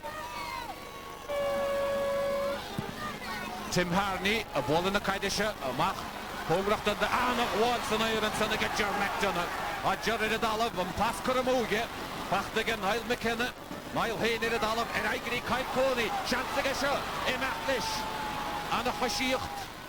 Well, to go Hishalige, is that deep Paddy McNeese, Hanashti Kyle Coney, Anna Hauman Balthasa, or Rodasana the Sultan, Anna Hauman Fad, Ach, is Anna begin and Tyrone, is Anna way the Antonubuka, Augustin Hay and Panish Doid son, Raymond Monroe. Peter Hartenish Takahe Eden Nahat Slot the Dearden Pa Peter Imihe Hunkeen Eden Nahat Slot Agus Sean Warnock Imihe Sheer a Cosent Edeline Lachuil Ege Tyrone Like Shelif Eden O'Shea Anna Hochtach Shahe Eden a Maclish a Tootna Kaidelish Maclish Gafoil Dora Shefig Peter Hart the Yaugan Air Force Eden O'Shea Lena Katoig, Lagi Rachten Eden Lay, Agus a Counson, Kuramu, Anna Rohar, Acha, Niref Torra, Edifat Sehid in Eden Lay, Anna Khashir, Dagas, Peter Hart, at Galore, the Island, Kegable Peter, Emihe Eden Nahat Slatanish. No, Emihe Mach, Eden Nahat Slat, the Heroine. No, Laptus a Edekama. Chancellor Saga Kyle Coney. Hongracht an Devline, Machlish, Cordas, Shahir Tyrone, and Tennedy and Sir Sean Warnock, Lehachul di Kyle Coney, Lenakatoig, Drakown, Pachtagon Riley, oh, the pass on the Kaidagadi Shane Nally Mihawig. Whoa, Walla Pachtaga, Coradawa, Lana Yeshika, Kieran Gervin, Agus a Lorager, Niall McKenna Lashtig, the Kieran Gervin, the Machtasta, Kieran Gafool. Lena Katoig, Stachan Sugadi, Niall McKenna, Niall pass on the kind of shot. ond asi ní tíiste go fáil amach le Gandalab an san skipper Gandalab Tyrone Gervin anna éireach ach Seachún Mayo ach ní fada bhaiste mar siad Tyrone has Shelivery Sean Warner ní Kyle Coney agus an fada ceann as a chéile chur a mú ag Kyle Coney ní bheith sé sásta lei sin ó dhá ceann as a chéile agus seo deisiile don sábháiligin Robert Hennelly an son Niall McKenna agus Tyrone Gervin Dundalab mar sin kick amach a bheith ann go bhíú well bhíon dearg bhí á le Tyrone an Baltasan Seachún Tyrone Matthew Donnelly pass on the kind of Kyle Coney di Matthew Donnelly on again Matthew went to get right down for his dig again Robert Hennelly on Badu there's tunnel the back di David Dolan Mach Michigan count father K.O. Gisho Aidan Welch on the after part but no to get Aidan O'Shea and I hear the Hoyner Seachún can I hear the guitar more about this just over the father he Mach Michigan Aidan O'Shea Mach Michigan get Daniel O'Hara Lenny Katoi the hard the fine and the score the way Daniel O'Hara Aidan O'Shea again in Immert Pagel Peter Hinkey on the whole of Michigan on pass the Machansono Aidan O'Shea get Daniel O'Hara agus on a feint to the way Tim Harney inish the heroine Darlahan counts the oil. A reached James Cafferty agus College Dinter James. Daniel O'Hara rahimach. Tachtanún Gavin Teague. Pachta gadasig Gavin. Emachlish Alex Corduff na Yauginir. Gavin Teague is Stachalashli and Sugary Sean Warnock. Daniel O'Hara Anna Immerta Yanavig. Gavin Teague Sadar na Boyle. The heroine College Dinter Gavin. Sir Kick the heroine. Dehinnis yn isio ar y dewr Mae'n gwybod tiad pwyntach yn dedig Seachúniad agus Seachún Ronan McNabb gyda Niall McKenna Calais yn son Niall McKenna agus ni ches os dy leisyn Aidan O'Shea stolym mar sin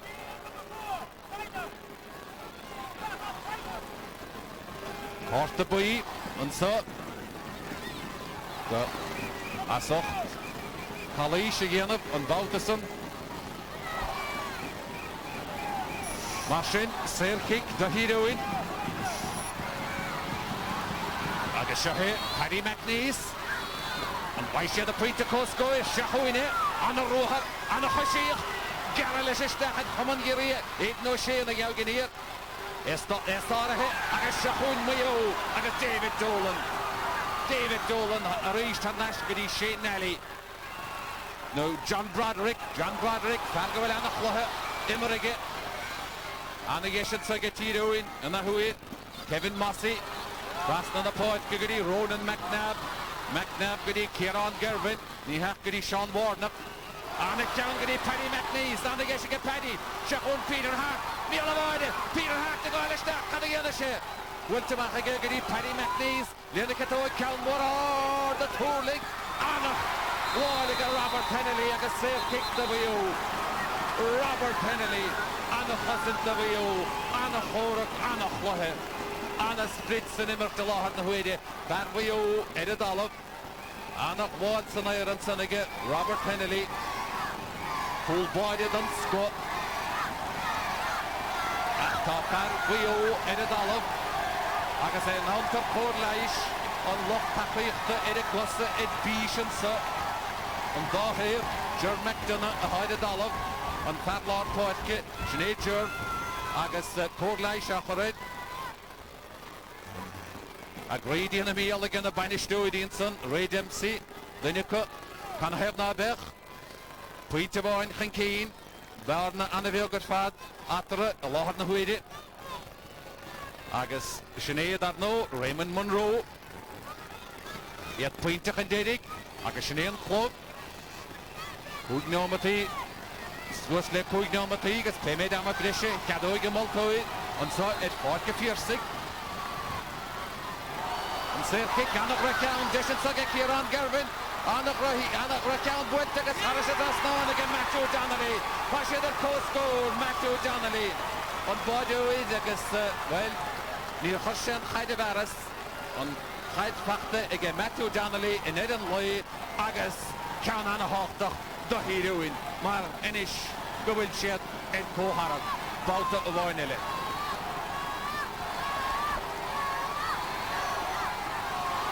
On Keith Feinte and Sonniga Matthew, Can Anna Hochtach at Bad, Aiden O'Shea, on Baptian Pedigas, Shahoon, Pyle Coney, Maclish Rohar, Pyle Coney, Gazanegash, Peter Hartley, Hanachlish, Turashe Hain Pay, Gahard, the Crane, Marisha Convego, Pashe Dida, Baldasa, Agus is talking Baldasa, the Ian Walter, Shin Hede Feinte, Ega Pyle Coney, Agus Shin Count Inspirada, the heroine. Anna Rohar, Dienton Sonniga, Agus Linikatoig, Reindeer, Harish Drasnan, Mashin, Etana, Lake Count Spicky, Kalish Vegalaw, 8 points of on after a bit Tyrone, no Mayo. Abu Higgins, a start at Parker Pearse, Carl Freeman, a Korak Nachine, and son Ronan Tierney, Agasinish, Kieran Gervin, a Wall and a Piddy. Gan Rog, gan Richtnach, Mayo, and Serking. Martin, Count Anna Hochtach is fad, W and Council. The Dolem Gafedele Hoscore Oil on Archer, Aiden O'Shea, Acha Coggy Shea, and Goodishe Varasi. Patana on doing, the stack of the raw. Morton Huede, Winter Nail, Twinter and Keen.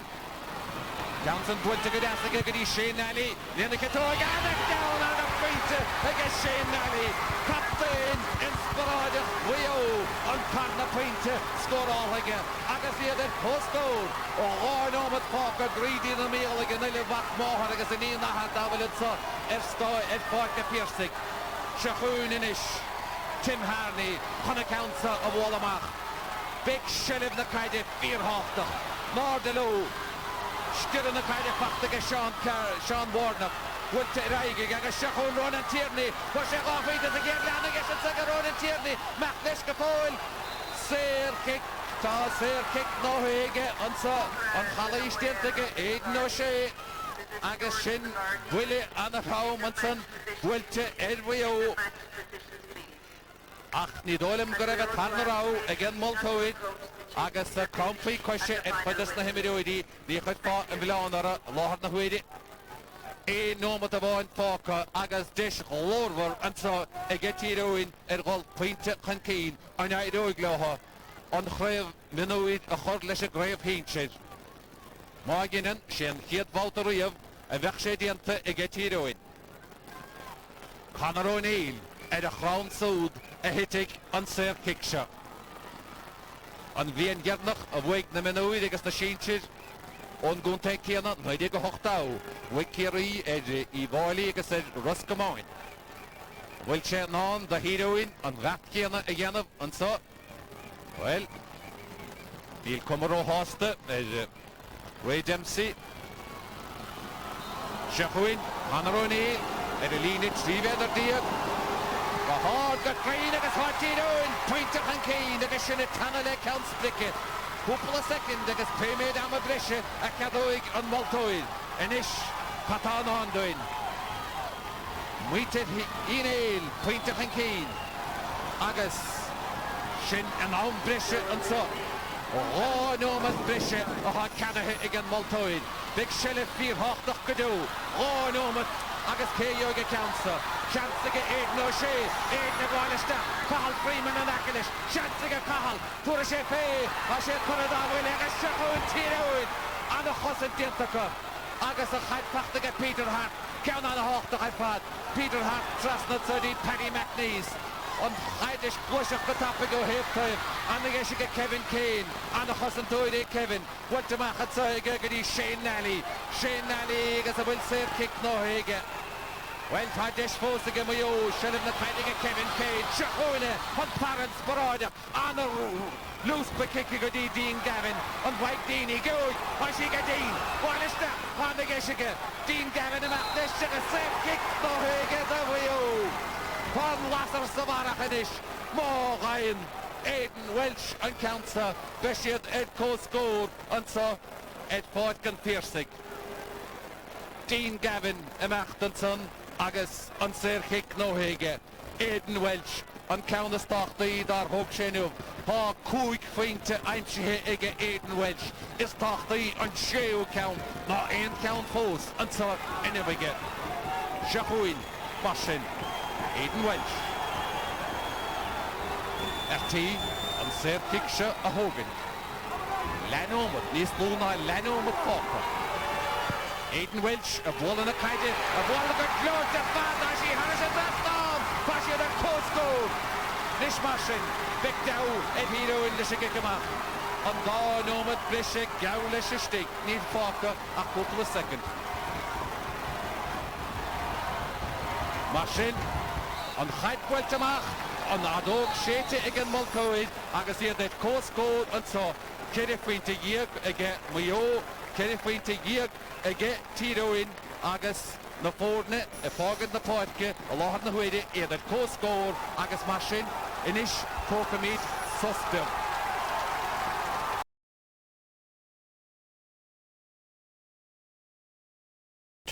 A terrific match. Second half was massive improvement on the first half.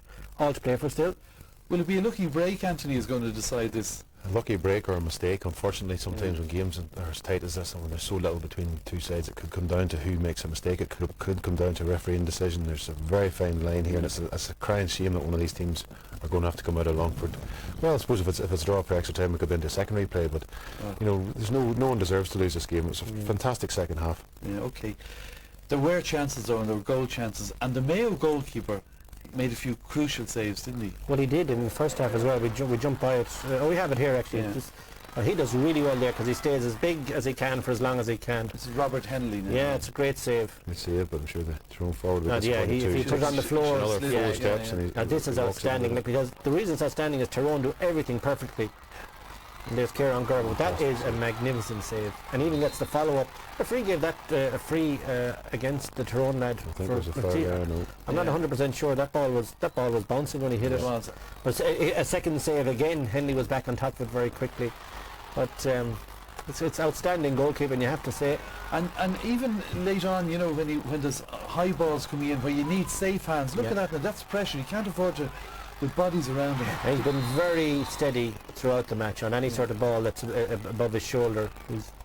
He's just had a really good game, and he had one bad kick out there with a couple of minutes to go. And a point came from that. It did. Mayo were a point up, and he just rushed his kick a wee bit and gave the possession away, and I think it was Matthew Donnelly got a point to tie it up again for Tyrone. Let's have a look at those last couple of Tyrone points, because it did look like the game was swinging back to Tyrone then with time running out. It did, but I suppose with these tight games you always have a sense from some distance out that it's going to be a draw.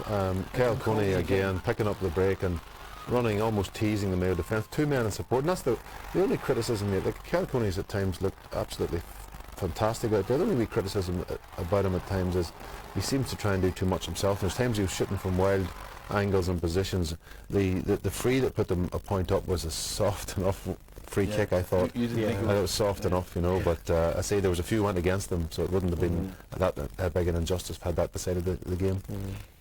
Up at the other end then, Mayo's last couple of points were real pressure well, there was kicks, one of them outstanding, the Nally point. He did an absolute replica of the final last Sunday, and he got one in the first half. Like, this is his speciality, slicing it across. Dreadfully difficult skill. He's only 6 or 7 yards in from that's the line a great there, score. That is fantastic. But in fairness to Tyrone, like, that's just about a free. You know, did he fall into Coney? Watch here. Well, watch does it here. He fall into like Coney? Coney is okay. I'll give the benefit of the doubt to the Mayo man, but harsh enough. But this is a superb kick, because the nerves that have to be at play here, and we were just saying in the studio, I'd hate to see a young Philip miss a free like that now. It'd haunt him, and he struck that really well. He's got 6 though frees, Anthony. 6 frees, but you know, still the same worry with the Mayo forward line. They have yet to function. I still think they've only scored 2 points from play as a unit. They're not going well. They're still relying on Aidan O'Shea's heroics that we're seeing from time to time. Peter Hart is doing exceptionally well on them in general play, but still don't think the Mayo forward line. I think there's more fluidity in there somewhere if they can get it out. There were lots of substitutions made and lots of changes made. If some slip by young fella now, I can see. I think you'd have to do something quite drastic at this stage. Yeah, I think referees well, will be fairly lenient at this be stage. sensible about it at this stage, because that's the last thing you want to see is a young player having to walk away from in All-Ireland. But it's unbelievably poised again. There's nothing between them. And would you expect this to be low scoring now, Anthony, given fear of making a mistake and fellas reluctant Well, to take chances? you would. Like, with 14 points each apiece there in 60 minutes of football, we now have 10 minutes each way. So you do the math on that. It's going to be a few points. You know, is going to win this. Another 4 or 5 points could see them home. A goal obviously would have a huge bearing on the result if either team were to get one. Mayo have come back out no more than half time. That made no difference in the second half either. But Manor Gavíl is a hocht an Ashka Mihal O'Shea. Gurmahagates agus Paulta Harnashin Sugadi and Bodke Nahuid on da Idin Takahimach Chish. Denomati Haps the Shumri Festish, Agus Kahashet Tosnu Ovaun Rish, the Koharak Maravida Didich, the Bodke Hopi, Kedapinti on the Agus on Moltoid. Kaham the Kaidahu, and the Kintuga will do in Gui into Agus, you will lead the rain saucer. Agus on Moltoid, Agus the Hemidoidi saucer. Agus Kyle Coney is him Lord the Potke, and I know Niall McKenna.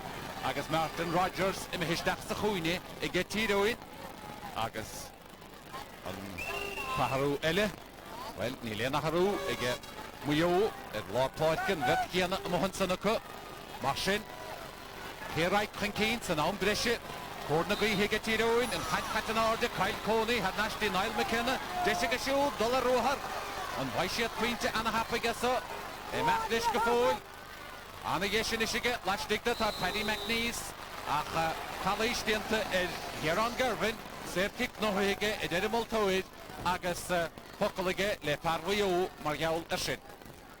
Mashin, Vir Husna Himmer and so, Owen Riley, a loud Flishin, Multoid and son, and Multoid a loud Flish, or Eilish Kulu Shear, Agus Serkik. The heroine, Paddy McNeese, a Hopigan Council. Anna Geshiget, Tyrone, a Hot Quinta Huntasik, Napashak Goma, Council. Ervina for him either.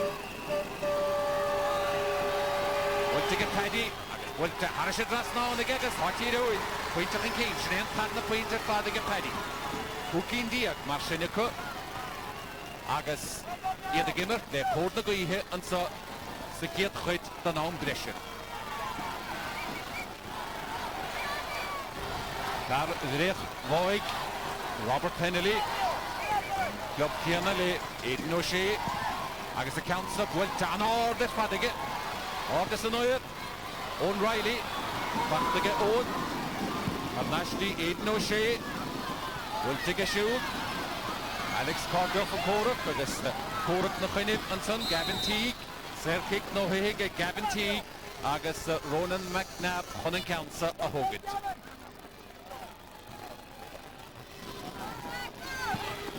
Ronan McNabb at Eigen Suddy, Matthew Donnelly.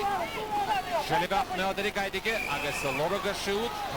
Niall McKenna, Achni Higge Sheer Giddy, Martin Rogers. Wilted Eig, Agus Shahoon, Conor O'Neill. Pass. Wachtige Kyle Coney. Gansige Kyle, Philip Kinnehige Mahige, Owen Riley, Diergest up. Gestechen so, Agus, Anna Postentienten Zeuge, Shane Nally. Shane Nally Golemach, Goody Cathal Freeman. Cathal Freeman, Wilted Eigige, Alex Cordo, Wachtige Mahige, Shahoon Alex, Agus Gavin Teague, Diergest up. Pascal Godas, Goody Daniel O'Hara, Daniel.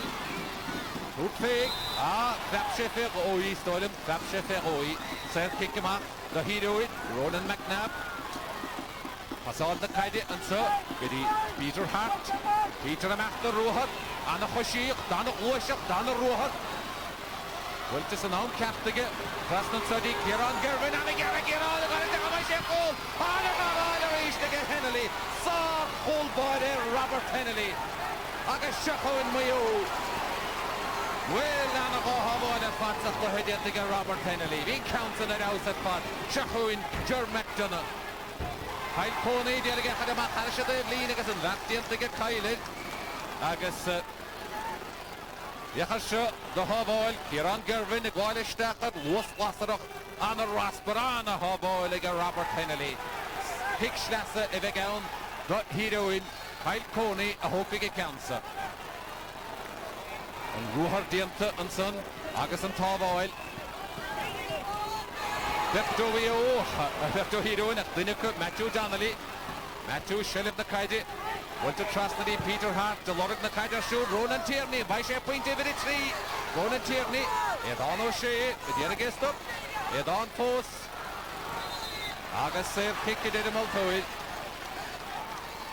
Machine, Edon O'Shea, me Mona Sauce, the Hoshe, the Shimultoid, and Balkason, Axel kick, took the Higge, the heroine, August, Paddy McNeese, a Hokigan Council.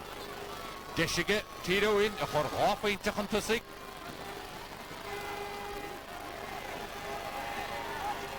Agus half into I'm she Geheni Goodisa. Well, look at all hands again, and she you count a rhyme shoe.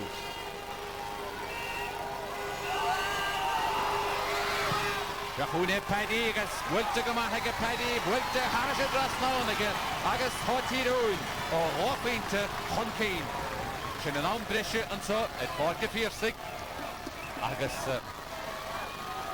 lochtaíochta an dáhéamh a grídí na míal fósa go léna cetóig bhfuilte agus tíad a chlastig den gwine. Mar sin Robert Hennelly ágad sin cansa. Aris lár na páisce. Agus seachún Mayo, Aidan O'Shea, Matlish, chlastigta an so Aidan Welch, Aidan O'Shea, túra sé féig. Wiltige, a drug gown Wiltige, rhaid na live edition, I veshe sásta leis chuige. Well, tá sé de chrídíhil anna immer diantige, anna rúhar dianta an sunnige, ach ní móna sásta veshe leis gawnsan. Néadsan Ray Dempsey gus mi hásta stóchop, mar hásige gur a bhéidan Welch stig a lorg na caiide gus snéb Raymond Monroe. Mac leis gaid go dí lád na páitge. Bachta and so the heroine ag Ronan Tierney. Tierney er a dala, where I shelled Kinnehe Anna to get. Bach near a chance to get ID, I guess. So who got a multoid and ordi, snake and a shit.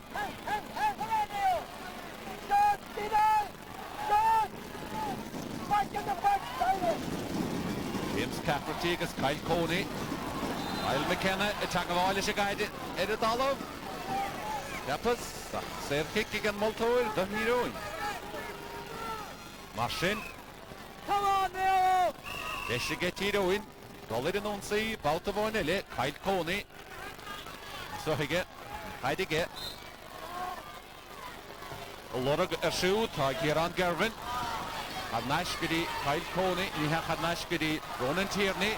Mach Inish, Trasna the Pot, Kieran Gervin. Peter Hart to Shellif na Kaidi.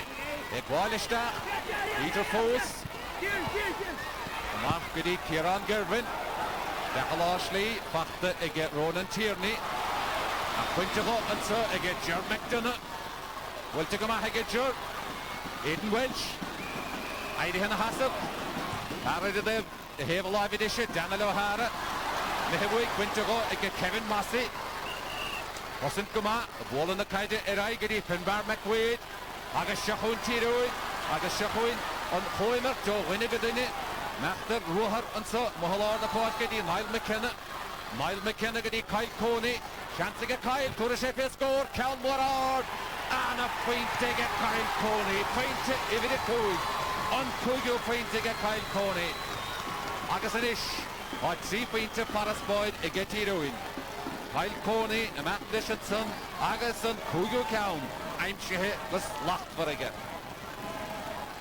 Marchin, Ruhiroish, Leti Ruin, Sanam Brisha, Seeking the Finty, I'm sure put, Banan scored, I'm sure again with you. I'd reached the Mahalar the Potke. Kalahish Dinta and so Shane Nelly, Adok Shatig and Multoid, safe kick W. Shane Nelly, a hoping it counts up. Now more hard, well to get on hard. After the goal again, it's got up shot to this hole to get Carl Freeman. Carl Freeman, it was a kick the goal, because near I see me hit. Ma kick cool weather because that. Well, Vin Jarek via Le Mayo. On Had or Winnigadine, Alex Carter for game show the Kaidi. August or Passoil and Son Goody Cahill. Freeman, August and Lockall, Dientig and goal boy Tim Harney. Machine. Aidan Welsh, Hagi Cancer, a Walla Deed, a Hlasmo, Dungoyle. Aidan Welsh, the early on the free Cancer for Harrisha Drasnaud. Martley Dawson and Verna Goody off into Shahune. Sheaf into Godisa again Aidan Welsh. And Mike McGee. Wall in the Kaiji. And the Larry Clay and the board edible Eddie Ganson. Eva Shesas to forget Leslie Ganson. Machine. Locked Rio.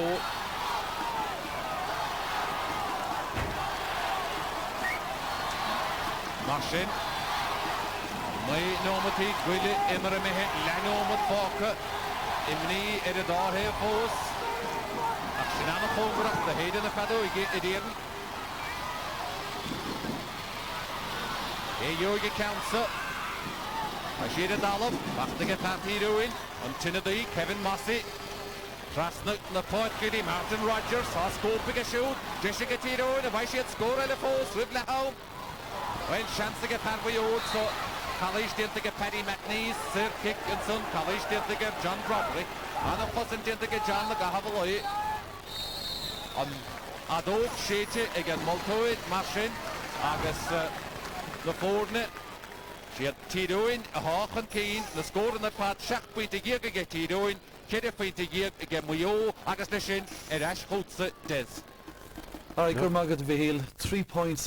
That's a lot for Mayo to pull back now. 10 minutes. It is, yeah, in 10 minutes, and 3 good points as well. Tyrone are, you know, with statement of intent to put Coney to midfield for the first half of extra time, and they've pushed on a bit now. And the goal chance that was coughed up there at the end, Mayo badly needed to score that one. Is tiredness creeping in, Anthony, to Mayo? I'm sure it is, but it's creeping into both sets of players. I don't think there's any difference really between the two sides in terms of their physical fitness. It's about belief now, and it's about maybe a wee bit of desire and who has a greater hunger to go on and see it through.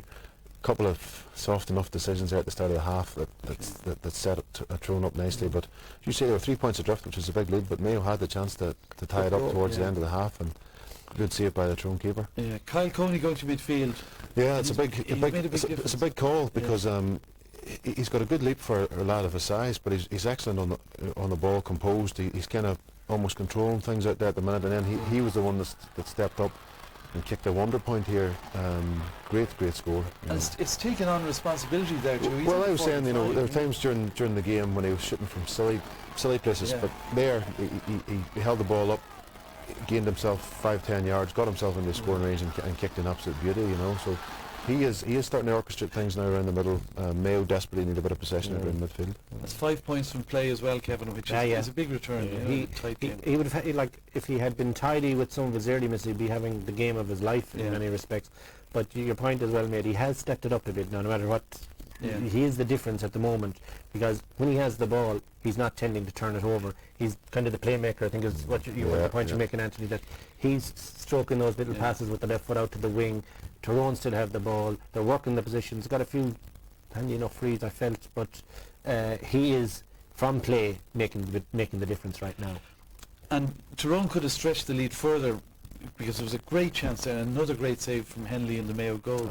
He's had a great game. Certainly there's been no criticism of him after today. I mean, but again, it's you saw Peter Hard bursting pace and laying it off. Support play again. Kieran Gervin, I think it is, at pace, and it's another good save. It wasn't straight at him. He had to. If you see a reversal angle on it, that was a decent save. In these tight games, the thing to do, unless the goal is really on, it's just pop it over the bar, you know. Okay. All right, let's go straight back. Second half, about to start of extra time. We return to Micheál O'Shea. Gurmahagotes, agus an multoid olaf, and if I have an order, agus Tyrone, 3 points to Huntusig.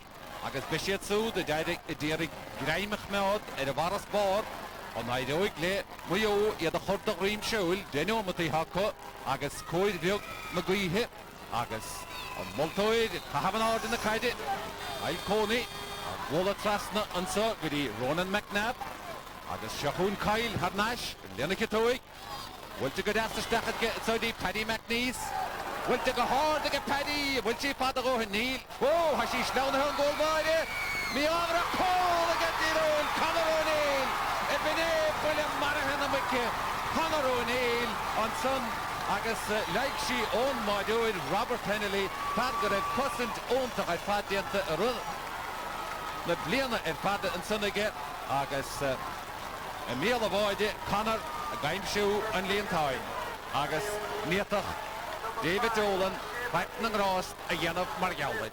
Bhuiile marthach ina dí teachtasteach do bhíú John Carney a teach chun páidce Shane McHale a fágan na páidce. Shane McHale imithe John Carney istig. Mar sin bhuiile anna rám id fad bhuilte bhíú. Dis glórhar an isise go Tyrone an chluchas a bhuachtant. Siachúin Mail McKenna an padlá páidce meachta rúthar húg vedar is dahad méidir isteachtaí Conor O'Neill Parabóide dí Peter Hart a bhla amach trasna an so agus seansan so ige Martin Rogers Kyle Coney Maclish Anna Gesige Kyle Cal Moorard ach taobh na lábh clé an bháltasa. Mar sin héin cho fadas go bhana na chaidir a débsan don báid beag Tyrone sásta. Agus deisiligin an Coulson a ghiiscint an chaid sleanathe an son ó Robert Hennelly agus takathe go dtí Conor O'Neill agus Stachan Líontáin. David Dolan agus Serkick nóthaige do Mayo agus seothe O'Reilly a Maclish ar rúthar Maclish go fóil ní lordóid pointí féin drása Kyle Coney a thót chun talún O'Reilly agus cnachaid mar sin Nenson O'Reilly agus Kyle Coney i dtíirigh stop agus beidir go raibh greim ar láid Kyle Coney chomá acha Aidan Welsh a thócaigh cansa áineamad goile imar a mithe scóran na tasdáil go cír agus go dóite ó bhío a sé cín fachtaige seo an bhaise an 7 count se chu Aidan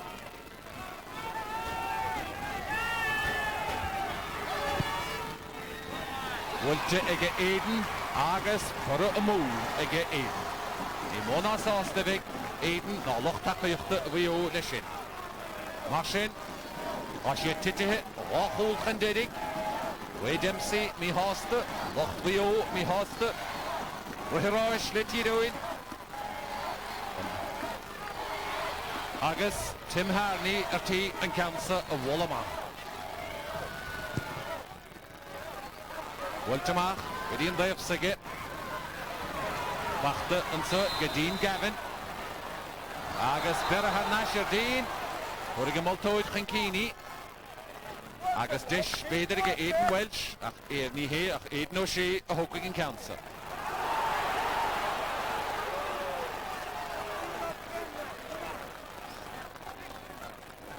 Mar sin Aidan O'Shea artí an cansa a thógant an moltóid a ráilis dul a lethe chúil.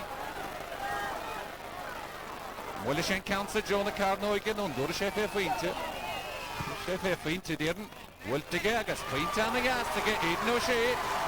Snéan tríú ceannaige Aidan ach a bhí ceú ó héhí ó á siad ú cín chun dédig. Agus an tám a meach leis na nómataí meachló na gceannas a na gceann. Agus greim ar le chúis ar goran ige Tyrone geauleis a láthar na huide. Mar a bhain Mayo Boydin agus Cowstone cén teachtaí ar a dhéanana dí sa. Shane Ellie a bhla na caide bachta ansa ige Peter Hart dechalás líd í Ronan Tierney Kyle Coney Rad se lifide Lenach tóig Anna Wall and son. Rory, Matthew Donnelly, Matthew Donnelly, Matthew Donnelly, Point on the Hawk, Matthew Donnelly, the hero in Padnacown, Viharshin, for Sheffield to Atra in a Huid. Matthew Donnelly, Linneketoig, Green Deerich, Harish, and Spottedog, Lashley, Edemida Trastman. Marshin, Robert Hennelly, on the council of Wallamar. Walkway to Gadisa, Matthew. O'Srila. Sheliv Witte and Sergei Sean Warnock. A Quintero, Agus Shakuin, Shane Nally. On the Talo. Abnashkadi Shane Nally. Rwanda the Ibn O'Shea, Agus Fachtige, Kieran Gervin. Kieran was Kuna Willie. Tyrone was Kuna Willie. The Peter Hart, Nashti Kieran, Anna Rohar Dintige, Fanatebline, Gary Ronan McNabb. When College didn't Ronan, Neil did a multoid, Kieran Gervin reached. Lavla Kaltach, Pachta and Sergey Martin Rogers, Ishtachan Sergey, Niall McKenna, Chancing an Isle, Winting an Isle, Agus Kick Erike, no heroine, Agus Shin, no heavy o.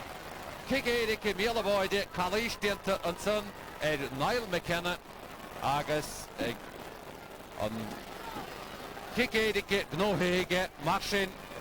Anagish Tyrone Hol Elefos a Raimshu Agus Ganfoka a Kedinomatine.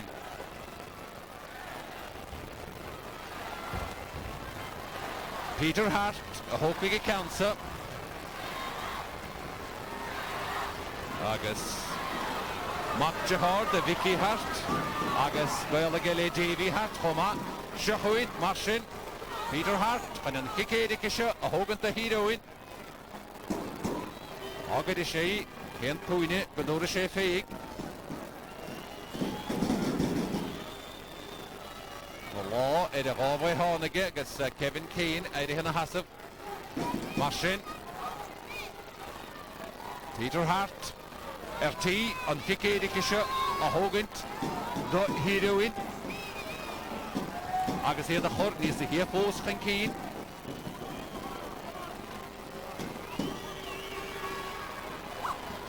Shahuin Peter, Matlish, Linneketoig, High Sauce in the Quinte, Arish Drasnan, Peter Hart, Agus Sausage and the Christig, go will Rihirosh, no, go will have the Hookship and Moidenacher, Arish Drasnan, and Order, Agus Brian McGarvey, Takahek and Toitke, the heroine. Brian McGarvey stig agus Finbar McQuaid imihe. Finbar McQuaid imihe agus Brian McGarvey stig. Snensene, Marshin. Haida Mahalana, Aiden O'Shea, Gaidi and Artis the Scammel. Gerrigon Riley, Raimshu, Chancige Old, Pachtige Old, Garalish. Kieran Gervin did against up, Bestakti, Aiden Welch, Fevru. College didn't Aiden, Agus Kick no Hege, W. Well, her boy the Tastal, Waha, County, Audition Handle. Agus Tan, Kick in Mihamura, Peter Hart, of Makri, Maklish, Eruha, Anna Ola, Aiden O'Shea. Aiden O'Shea, Horak, Anna Horak, Anna Horak, didn't get Kick no Hege. W. Abihana on Agabiliki, he'll get the Carl Freeman. Pahalagolishta, Takula Tastal, Pahala Matlish, County Shilamila Boyd, and another hold of you. I will chemos the other, Quentin and the Oran, Green Deed, one the stack on Linton, on Sunday, James Cafferty, on the hold again in the Oran, Aiden Welch, Bull and the Kaidishta, James Cafferty, Lena Oran, Stack on Linton, Marshin, on Mainomati, Immer Offa, Anna Erach, Anna Gihel Dientig and Vatlaw, Poitke, or Frischwelina, Ach, as well. Go will a town, Gaulish stick. Marshin, get a feint to post, a scar out the board, okay, in a cool diag, lay in an idea, Agus Ganfoka, Ach, no with the boy, and so, Ed Fort and Pearse, Agus Corlish, Achor, Ed Arpedoin, Peter Hart, and son, a more Gaulish, a Lord the Poitkin.